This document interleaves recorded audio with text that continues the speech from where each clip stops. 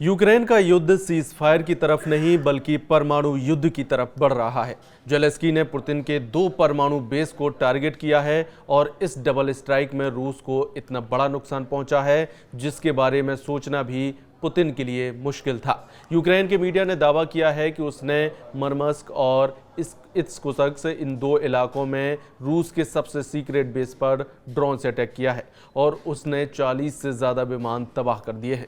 Iran हैरान करने वाली बात यह है कि इस हमले में रूस के सबसे खतरनाक बॉम्बर Tu-22 और Tu-95 भी तबाह हो गए हैं। साथ में रूस के अवाक्सी यानी बड़े रडार वाला विमान A-50 भी तबाह हो गया है।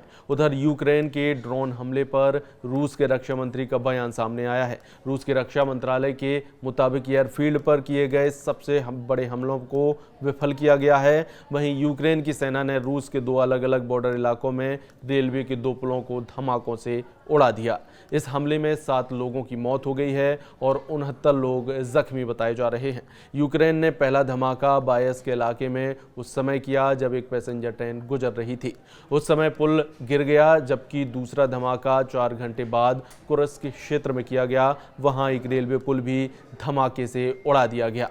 जेलेंस्की और उनके टॉप कमांडर बहुत खुश हैं क्योंकि रूस के खिलाफ उनका सीक्रेट ऑपरेशन कामयाब रहा है, लेकिन इस ऑपरेशन के बाद पुतिन के गुस्से का लेवल रिकॉर्ड तोड़ रहा है। पुतिन ने फैसला कर लिया है रूस की फौज अब यूक्रेन को सबक सिखाने के लिए बड़े हमले करेगी। ये बात ट्रंप को भी पता चल गई है। उधर रूस ने हमला करना शुरू भी कर दिया है। रूस ने यूक्रेन में बड़ा मिसाइल हमला किया है। रूस की सेना ने यूक्रेन के आर्मी ट्रेनिंग सेंटर पर हमला किया है। रूसी हमले में यूक्रेन के 12 सैनिकों की मौत हो गई है, जबकि 60 से ज़्यादा घायल हो गए हैं। जेलेंस्की को दहलाने के लिए पुतिन ने सुमी कांड शुरू कर दिया है।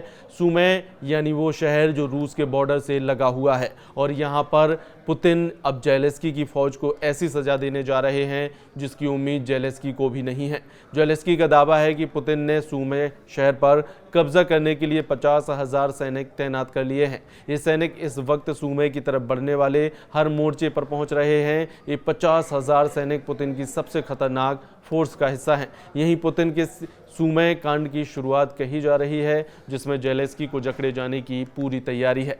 ये पुतिन का मिशन एनाकोंडा है, जिसमें यूक्रेन को फंसाने के लिए पुतिन ने जाल डाल दिया है। सवाल है कि जेलेंस्की को 1.5 लाख नए सैनिक घेरेंगे तो तस्वीर क्या होगी, क्योंकि रूस कम सैनिक होने के बावजूद यूक्रेन पर भारी पड़ा है। रूस ने 3 साल के युद्ध में यूक्रेन में जिन जिन इलाकों में कब्जा किया है, उसे लेकर दोनों तरफ हजारों नहीं लाखों सैनिकों की मौत हुई है। ये दावा तो खुद यूक्रेन की तरफ से भी किया जाता है, लेकिन जेलेंस्की को साफ लग रहा है कि नए 1.5 लाख सैनिक अगर उतरेंगे तो 4 शहरों पर मुसीबत टूट सकती है। पहला है पूर्वोत्तर में खार्किव और दूसरा सुमी, तीसरा है दक्षिण पश्चिम की तरफ ओदेसा और चौथा शहर उत्तर में राजधानी कीव।